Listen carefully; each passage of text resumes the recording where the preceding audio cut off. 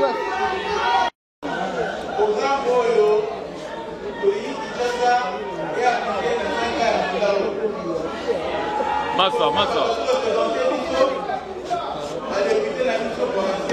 gouverneur est en train de s'adresser aux Kinois.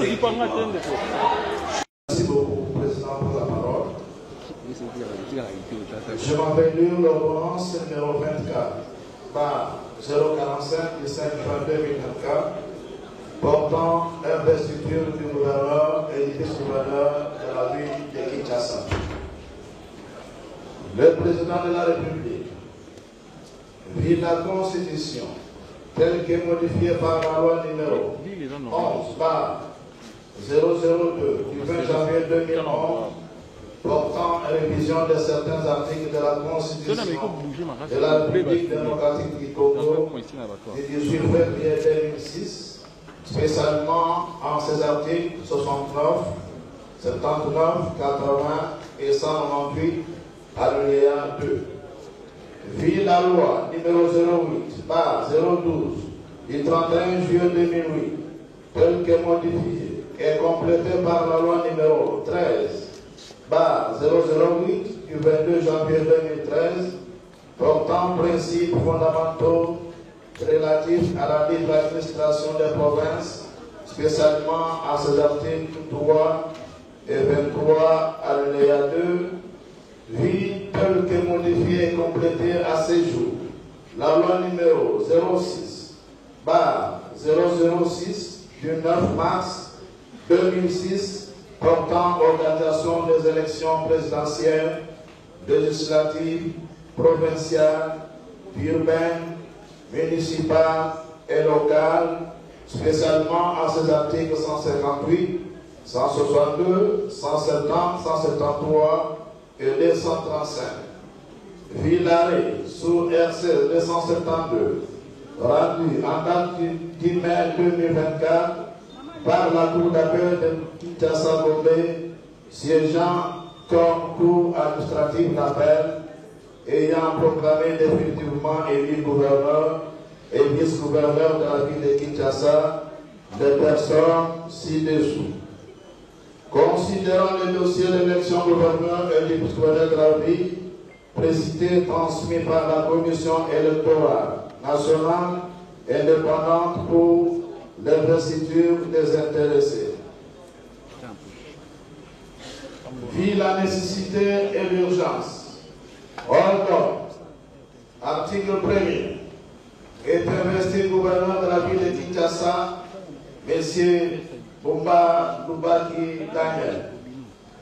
Article 2, est investi vice-gouverneur de la ville de Kinshasa, M. Yeli Moulani Eti. Article 3, sont abrogées toutes les dispositions antérieures contraires à la présente ordonnance qui sort ses effets à la date de sa signature.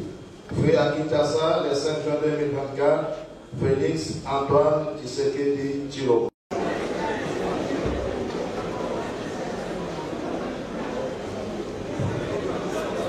Merci, Président, pour la parole. Je m'en vais lire quelques dispositions de notre règlement intérieur. Article 267. Sans préjudice des autres dispositions du présent règlement intérieur, le président de l'Assemblée provinciale de Kinshasa dispose du pouvoir de police de séance de l'Assemblée plénière et de la tribune ainsi que du maintien de l'ordre dans l'enceinte de l'Assemblée provinciale de Kinshasa. Article 268. Dans le cadre du maintien de l'ordre dans l'enceinte de l'Assemblée provinciale de Kinshasa, le président dispose d'un détachement de la police nationale congolaise. Ce détachement est placé sous le commandement d'un officier nommé à ce poste par sa hiérarchie et soumis à l'autorité du président de l'Assemblée provinciale de Kinshasa. Article 269. Le public n'est admis dans les tribunes lui réservées qu'à concurrent de places disponibles. Pendant la séance plénière, les personnes placées dans la tribune doivent avoir une tenue décente Elle reste assise, découverte et en silence. Aucune banderole, aucun calicot, aucun instrument de musique, aucune marque de propagande quelconque n'est admise dans la salle. Toute personne qui refuse d'obtempérer à un ordre d'exclusion sera traduite devant l'autorité aux fins de poursuites judiciaires.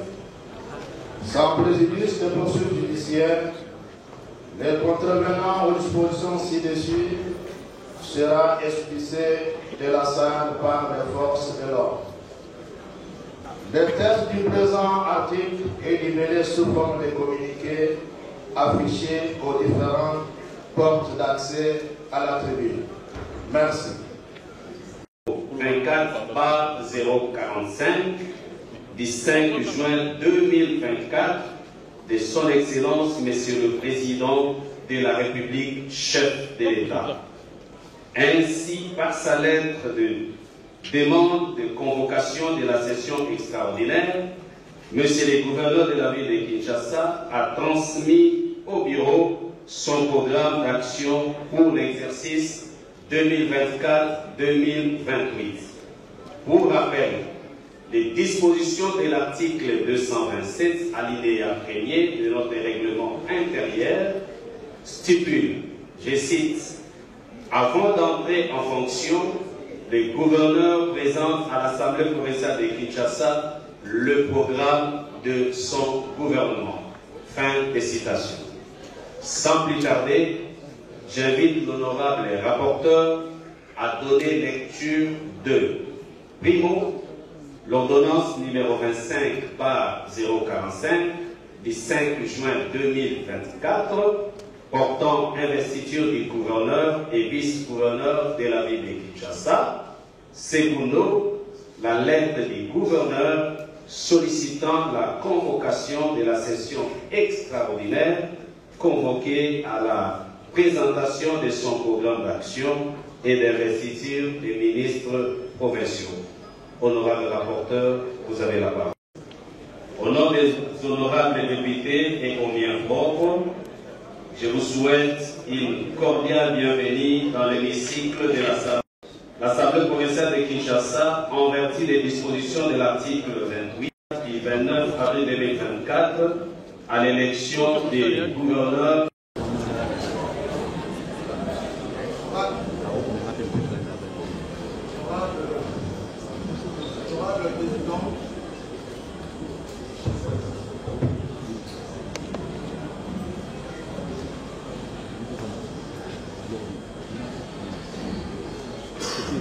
Honorable président de l'Assemblée provinciale de Kinshasa, honorable membre du bureau, honorable député,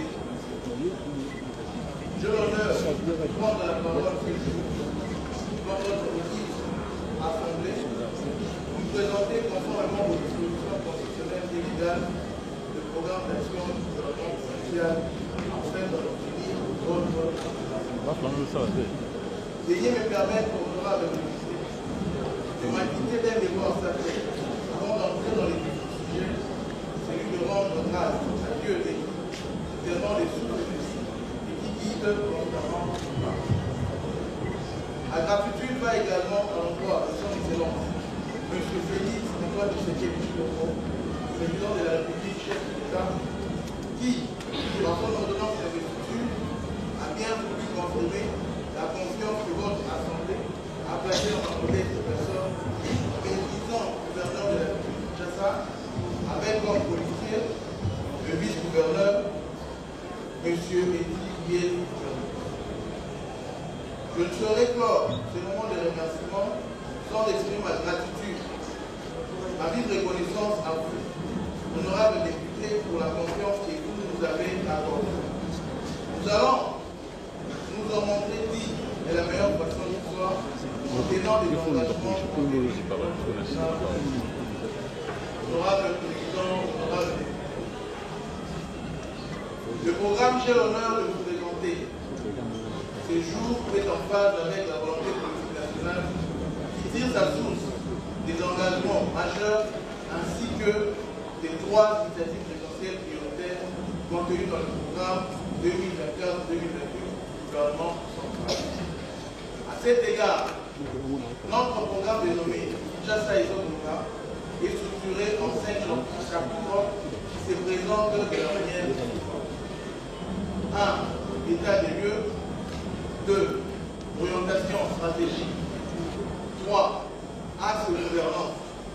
4. Cadre macroéconomique et financement. 5. Mécanisme de mise en œuvre et suivi d'évaluation. Honorable Président, honorable député. Concernant l'état des lieux, la ville de Kinshasa, capitale et celle d'institution de la République, fait face à de nombreux problèmes suivants. L'emploi, surtout des jeunes, le pouvoir d'achat, la sécurité, l'environnement, la voirie et la mobilité, la gouvernance financière et administrative, l'aménagement, l'urbanisme et l'habitat, l'éducation et la santé, les infrastructures de base relatives au transport, à l'eau et à l'électricité, l'enclavement de la ville, l'économie informelle. Honorable Président, honorable député, sur le plan de l'emploi, il faut noter que Kinshasa abrite autour de 20 millions de humains, dont 50% constituent la population non active, représentée par 47% d'enfants et jeunes, 3% des personnes d'un âge passif allant de 60 ans à plus. Sur les 50% de la population active, 15% seulement travaillent. Notre défi est de donner du travail aux 85% restants, soit près de 8 millions d'étudiants. À ces millions, il faut ajouter chaque année les nouveaux jeunes qui arrivent sur le marché de l'emploi. Honorable Président, honorable député. Sur le plan sécuritaire, le banditisme urbain, caractérisé par les vols à main armée, les pillages, les enlèvements, les viols et rafles, prend de plus en plus de l'ampleur. Cette situation découle notamment d'une couverture sécuritaire déficiente, de la sédentarisation des agents de l'ordre, du trafic d'armes et munitions, de l'impunité des malfaiteurs mis à la disposition des justices, du mauvais encadrement et de la démotivation des agents de l'ordre. Honorable Président, honorable député. En matière de sécurité, il est produit dans la ville de Kinshasa plus de 12 000 tonnes de déchets solides par jour provenant principalement de ménages, des administrations, des commerces, des particuliers, ainsi que des industries. Depuis près d'une année, ces déchets ne sont plus évacués. Ainsi, un petit calcul nous renseigne que nous avons près de 4 320 000 tonnes de déchets disséminés à travers nos 24 communes qui attendent d'être évacuées vers la décharge finale. Or, la ville actuellement n'a plus de décharge finale. Le centre d'enfouissement technique de Passa est fermé sur injonction du procureur général de la République de Kinshasa. Par ailleurs, le profil environnemental de la ville de Kinshasa se caractérise entre autres par une insalubrité généralisée, des érosions non maîtrisées, une mauvaise gestion des eaux pluviales et des eaux usées, une faible capacité d'intervention des services urbains, une déforestation et la disparition des espaces verts, un mauvais aménagement de l'espace, une détérioration des conditions d'hygiène, la pollution de l'atmosphère et les nuisances sonores, le manque de prise de conscience dans le chef de la population des problèmes liés à l'assainissement. Honorable Président, honorable député, en matière de voirie urbaine, elle demeure une préoccupation majeure de la population chinoise au regard non seulement de son incidence directe sur la mobilité en tant que l'une des causes avérées des embouteillages récurrents dans la ville, mais également de son impact négatif sur le charroi automobile. Le déficit d'infrastructures de base, couplé à la morphologie particulière de la ville, expose celle-ci aux inondations et aux mauvaises conditions de gestion urbaine. Des travaux de réhabilitation ou de reconstruction de certaines artères principales sont ponctuellement exécutés suivant un timing élastique. En définitive, ces travaux de faible qualité technique n'induisent à ce jour aucune amélioration notable de la voirie urbaine en dépit de la hauteur des factures émises par différents entreprises. La question des infrastructures routières est à la base de l'embouteillage et de la circulation. Elle nécessite la réhabilitation de routes existantes et des voies secondaires à travers les communes et la construction de routes périphériques. Honorable Président, honorable député, en ce qui concerne la gouvernance financière, selon les statistiques disponibles, la ville mobilise en moyenne 4 millions de dollars américains par mois, soit 40 millions de dollars américains par an, alors que ces besoins requièrent des ressources mensuelles de loin beaucoup plus importantes. Malgré l'existence d'un arsenal juridique indiqué, la mobilisation de ressources financières et l'encadrement des dépenses ne sont pas à la hauteur des attentes. Il ressort de ces secteurs des problèmes majeurs suivants. Coulage de recettes publiques, mais gestion de la régie financière urbaine, non-respect du cadre organique de la DGK et de la DGP, surendettement de la ville, non-respect de la chaîne des dépenses et de recettes, non-respect de la loi sur le marché public, absence de sanctions, manque de culture fiscale et d'assujettissement, non-application de la disposition constitutionnelle en rapport avec la retenue à la source de 40% des recettes à caractère national. Comme partout ailleurs, un désordre organisé et entretenu s'est installé dans ces domaines. Il s'agit entre autres de la faible culture fiscale, la multiplicité des taxes, accès difficile au crédit bancaire, non-respect de la mercuriale de prix, fraude, tracasserie administrative et fiscale. Honorable Président, honorable député, mon gouvernement s'engage à endiguer tous ces fléaux et à améliorer les performances de la mobilisation des ressources financières de la province et d'en assurer une bonne gestion. S'agissant de la gouvernance administrative, elle est notamment caractérisée par le conflit de compétences entre le pouvoir central et le pouvoir provincial, ainsi qu'entre les services provinciaux.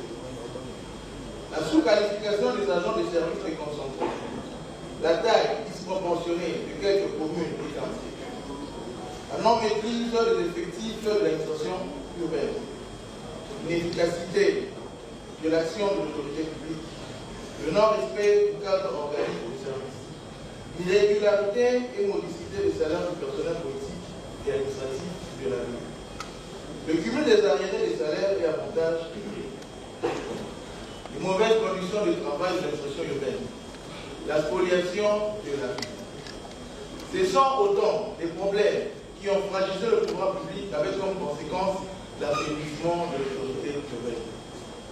S'agissant du domaine de l'aménagement, urbanisme, habitat et affaires foncières, en l'absence d'un plan général d'aménagement, la ville connaît une expansion désordonnée, non adaptée aux exigences d'une ville moderne et résiliente. Il s'est développé plutôt des bidonvilles démunis d'équipements collectifs essentiels. La faible capacité d'administration à maîtriser les secteurs est aussi à la base des problèmes importants du voisin. Multiplicité d'acteurs étatiques et non étatiques, sans droit ni qualité qui s'adonnent à la gestion foncière.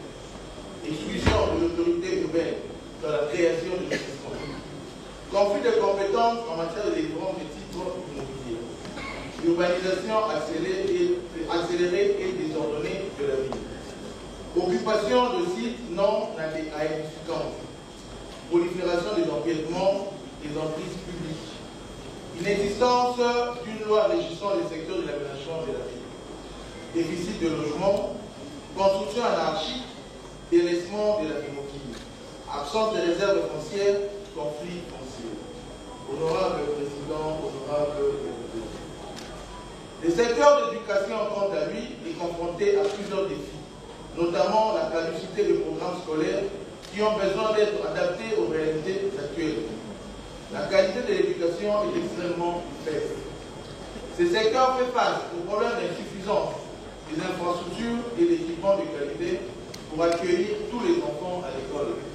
Il connaît plusieurs difficultés parmi lesquelles sont inadéquation, formation, emploi, la faible qualité des infrastructures d'apprentissage ainsi que celle des équipements et matériels didactiques, l'absence de possibilités de pratique professionnelle et l'inexistence de plans de formation des formateurs. La demande dans cette catégorie d'enseignement est élevée car un quart choisit une filière technique. Honorable Président, honorable député. Au niveau de l'enseignement technique et de la formation professionnelle, les filles restent sous-représentées. Elles fréquentent surtout les filières commerciales et la coupe et couture où elles constituent 55% des effectifs dans les autres filières. Elles ne dépassent guère les 5%. Globalement, les secondaires souffrent de la défaillance du système d'orientation, de la faible efficience interne, ainsi que de mauvaises conditions d'accueil et d'enseignement dans lesquelles se trouve la majorité des élèves. Honorable Président, honorable député. S'agissant, quant à lui, du secteur de la santé, il est caractérisé par une faible couverture géographique, une intégration insuffisante des structures de santé répondant aux normes, une qualité non satisfaisante des services et soins offerts en raison de l'insuffisance opérationnelle des établissements de soins de santé. Les investissements publics dans le secteur de la santé n'ont pas progressé au même rythme que le droit démographique. En conséquence, les capacités d'accueil sont largement dépassées, les formations médicales accusent une faible résilience face aux épidémies, aux urgences et aux catastrophes en raison notamment de la faible application des dispositions préventives. La couverture santé universelle, qui à ce stade ne prend en charge que la gratuité et la mortalité, ne permet pas encore un large accès aux soins de santé dont les coûts sont hors limite pour la majorité de la population.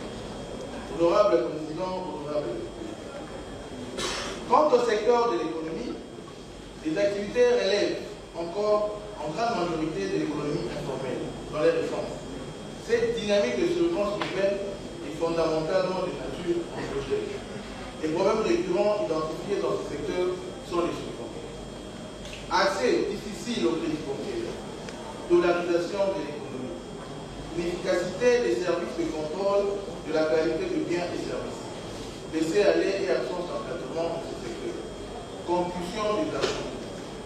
Et en ce qui concerne les infrastructures de transport de la ville, elles sont composées essentiellement d'un réseau routier, de 4 lignes de chemin de fer, de 2 aéroports et des ports fluviaux. S'agissant des infrastructures routières, le problème se présente comme suit. Une grande partie des infrastructures routières a atteint la limite d'âge.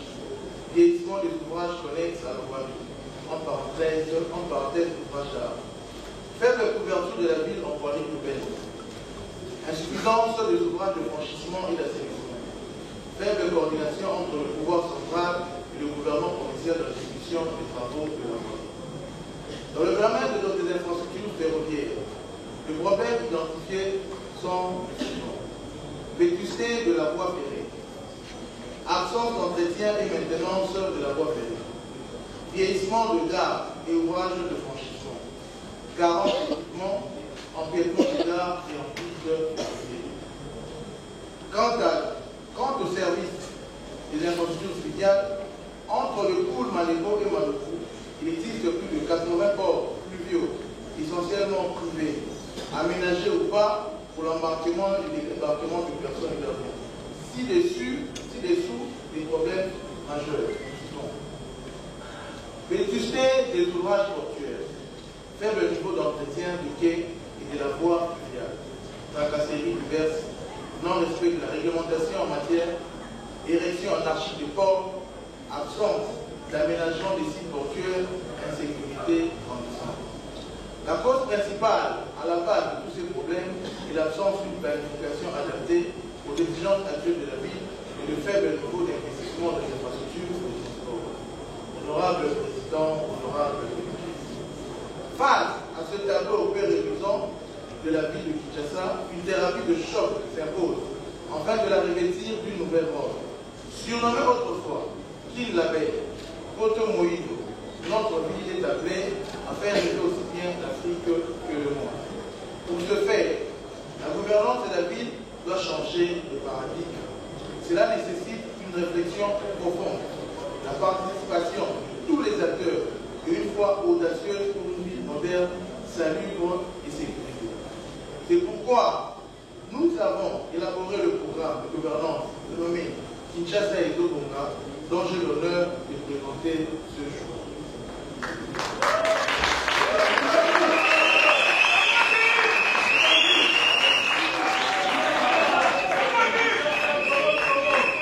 Le programme s'articule autour de quelques axes prioritaires que nous allons implémenter en synchronisation.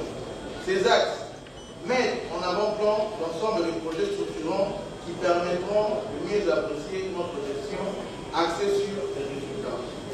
Ce programme tient aussi compte des desiderata de la représentation provinciale contenue dans la plaquette qui vous a été distribuée en même temps que notre programme d'action quinquennale. Parmi ces axes, l'insécurité, la salubrité et la mobilité ont un caractère urgent. À ce propos, une réponse immédiate s'impose avant d'aborder les autres axes de gouvernance. Honorable Président, honorable député. Face au défi qu'impose le diagnostic que je viens de vous présenter, la ville doit mobiliser beaucoup de ressources. Ainsi, le programme quinquennal que je compte mettre en œuvre s'élève globalement à 10 milliards 900 millions 431 451,19 dollars américains. Ainsi arrêtées, ces ressources sont programmées comme suit. 577,6 millions de dollars américains pour la tranche annuelle 2024. 878,6 millions de dollars américains pour la tranche annuelle 2025. 1,5 milliard de dollars américains pour la tranche annuelle 2026. 2,7 milliards de dollars américains pour la tranche annuelle 2027 et 5,08 milliards de dollars américains pour la tranche annuelle 2028. Les dépenses correspondantes de ce programme comprennent les investissements, le fonctionnement et les rémunérations. Elles sont ventilées comme ci-après. Les investissements de la ville, routes, voiries, écoles et logements sociaux, soit 2,7 milliards de dollars américains sont programmés comme 0,56 milliards de dollars américains pour 2024, 0,364 milliards de dollars américains pour 2025, 0,729 milliards de dollars américains pour 2026, 0,729 milliards de dollars américains pour 2027 et 0,729 milliards de dollars américains pour 2028. Le fonctionnement des dépenses courantes de la ville, soit 3,5 milliards de dollars américains ventilés comme 0,062 milliards de dollars américains pour l'année 2024, 0,104 milliards de dollars américains pour l'année 2025, 0,208 milliards de dollars américains pour l'année 2026, 0,208 milliards de dollars américains pour l'année 2027 et 0,416 milliards de dollars américains pour l'année 2028. Au point 3, les rémunérations et primes diverses de la ville, soit 4,6 milliards de dollars américains, sont répartis de la manière suivante. 0,3 milliards de dollars américains pour 2024, 0,7 milliards de dollars américains pour 2025, 0,7 milliards de dollars américains pour 2026, 1,4 milliard de dollars américains pour 2027 et 1,4 milliard de dollars américains pour 2028. Ces ressources proviennent de sources ci-après. Le recette propre de la ville, 8,336 milliards de dollars américains. La part de la ville sur les recettes à caractère national, 2,051 milliards de dollars américains. La part de la ville sur les ressources du fonds d'entretien qui est fourni, 0,107 milliards de dollars américains. Ce qui signifie qu'il a une certaine légitimité. Le programme de cette Kinshasa et Zobonga. Dans ce programme, il y a beaucoup d'axes qui ont été énumérés, notamment la question de l'insalubrité, la question du banditisme urbain, il y a question d'embouteillage, la question d'infrastructure, la question de traçabilité financière, la question également des fourrières, des tracasseries. Il y a tant d'autres questions qui ont été prises en compte. Nous estimons que ces méga projets, s'il est accompagné d'une volonté réelle politique, on peut avoir une autre perception de Bumba que les Quinois et Quinoises ont. Pour l'instant, à partir du moment où il y a eu un chevauchement entre lui et le VP membre du ministère, il y a eu un doute qui s'était installé. Si le gouverneur fait suivre de ces méga projets une volonté politique et réelle de transformer la vie de Kinshasa, Kinshasa peut avoir d'ici quelques mois un autre visage. Avant de parler d'Engaliem, je pense que bien qu'élu d'Engaliem, mon mandat est provincial. La question sécuritaire ne concerne pas seulement Engaliem, la question sécuritaire concerne également toute la ville de Kinshasa. Le banditisme urbain n'épargne pas une seule commune. Le banditisme urbain concerne toutes les communes de la ville de Kinshasa. La question d'embouteillage concerne toutes les communes. La question également de fourrière, la question également d'insalubrité concerne plusieurs communes. Pour ma commune qui est la commune de Kinshasa, il y a un sérieux problème d'érosion. C'est une commune érosive et il va falloir que le gouvernement puisse avoir une bonne politique d'urbanisme et d'habitat. On lui a demandé de désenclaver cette commune, principalement les quartiers Bombakikusa et les quartiers Bumba, en prenant en compte la route qui mène de Pompage, Jeunesse, Massissi, qui va sortir au niveau des télécoms et jusqu'au quartier Mamakoko pour prendre la route du Congo central. Si cette route est tracée, je pense qu'aucun Congolais ne sera obligé de prendre des Matadi-Kibala pour arriver au Congo central et ça va sensiblement désengorger la route Matadi et il n'y aura plus de problème d'embouteillage. Je pense que c'est la volonté politique qui compte. Nous avons de très bonnes lois, nous avons de très bons programmes et les diseurs ne sont pas suffisants. Les faiseurs, c'est qu'on nous demande de lier la parole à l'acte et les Quinois seront très bien retrouvés dans tout ce programme. Avoue l'organe de presse qu'il n'était pas venu simplement pour présenter son programme, mais il était aussi venu pour investir son gouvernement qui a tardé et aujourd'hui ces choses faites, nous pouvons dire que les boulots commencent. Et tout ce que nous pouvons retenir est que les programmes qui viennent d'être présentés, c'est comme un cerveau collectif. Cela ne vient pas forcément de lui-même, le gouverneur. Ça a connu le concours des ministres et des ministres provinciaux. Ça a connu aussi les inputs des députés provinciaux que nous sommes. Chacun, par rapport à sa circonscription, a ajouté aussi un élément dans ces programmes-là. Donc aujourd'hui, je pense que nous ne pouvons que les voter tous à l'unanimité. Pour l'instant, nous sommes en train d'attendre sa réaction par rapport à toutes les préoccupations qu'ont soulevé les députés. Et lorsque cela sera répondu, nous allons voter. Et je suis conscient, ou bien je suis certain que nous allons tous les voter à l'unanimité parce que les Quinois attendent vraiment les boulots et que les boulots puissent commencer et que les ministres puissent se mettre à l'œuvre. Voilà. Et là, vous avez écouté, vous avez vu les préoccupations qu'ont soulevé les députés provinciaux. Je suis sûr et certain que le gouverneur et son équipe ne va pas se botter cela en touche, il va prendre tout ça en compte pour pouvoir les mettre en application. Moi, en ce qui me concerne, je me suis plus attelé sur les conseillers communaux qui souffrent. Je me suis aussi attelé sur les divisions urbaines qui aujourd'hui sont presque en train de chômer, alors que ce sont elles qui sont les meilleures expertes de notre gouvernement provincial. J'ai demandé à ce que le gouverneur puisse tenir compte de ces divisions urbaines et de travailler avec elles.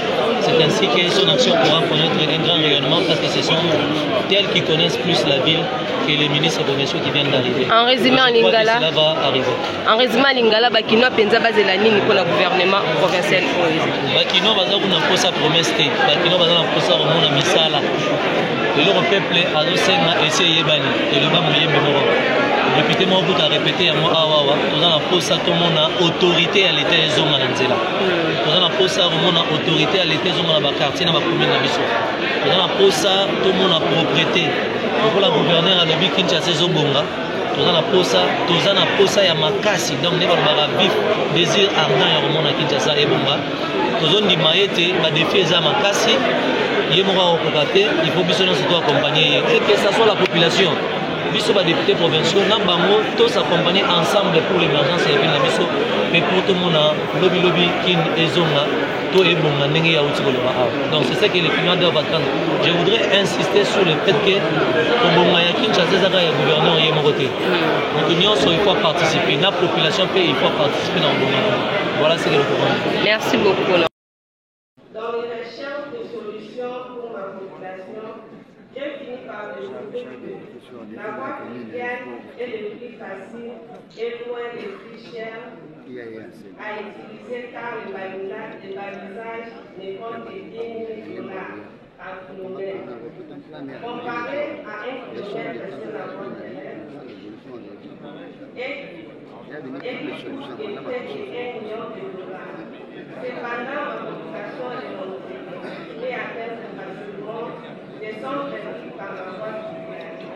Je recommande donc de voir par la possibilité d'exploiter la voie quotidienne qui est moins chère comparée à la voie privée et routière pour faciliter les transports des habitants de la commune de Mako.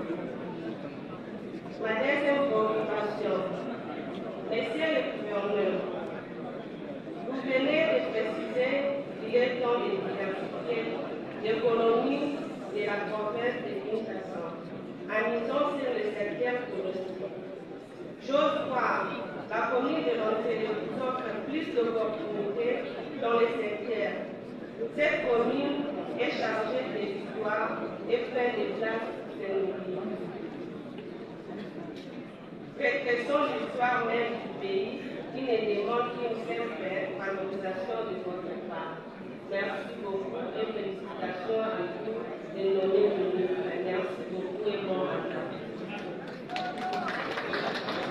Population kozela ezali ete programme ya gouvernement comme c'est un speech populaire te parce que le gouverneur azali représentant chef de l'État. Chef de l'État azali déjà le programme mondial pour la ville de Kinshasa. Gouverneur il faut exécuter le programme de la population pour obtenir gain de cause. D'abord l'hypothèse 1. La sécurité de la ville de Kinshasa, la situation est commise très aiguë et compliquée. Donc le gouverneur, il faut la population, un mécanisme à court terme, à moyen terme et à long terme pour sécuriser ma bien et puis la population qui n'a pas. C'est quoi le lobby que le gouverneur a salé? Le lobby à 70%. Ça, qui mine. Bon, nous avons un problème lié d'abord à la sécurité, lié à l'infrastructure. Il faut que l'infrastructure, nous soit. Madame c'est-à-dire sport, marché, etc.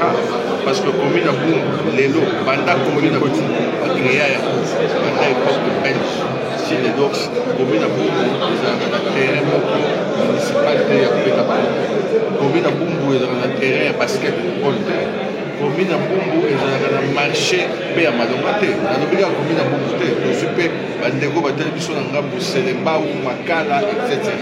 Jeunesse, Azaï na balabala. Tous en vacances. Est-ce que pas forcément, il faut pas remettre la balle dans l'intérêt de la commune. Honorable Osali, opérateur. Je veux dire, il faut revoir. Parce que si on doit du côté culture, on a dit qu'on martelait les Cambotali, qu'on tient même la bibliothèque. Dans chaque commune, la bibliothèque porte ouverte gratuitement. On va autant de livres, on va passer des grammaires. Ça la salle de la formation informatique et électricité dans chaque commune. Mais on se dit que dans le cadre de la culture, il y a beaucoup de questions. Donc, voilà des questions au gouverneur. Il faut nous mettre dans le mécanisme de la culture en place.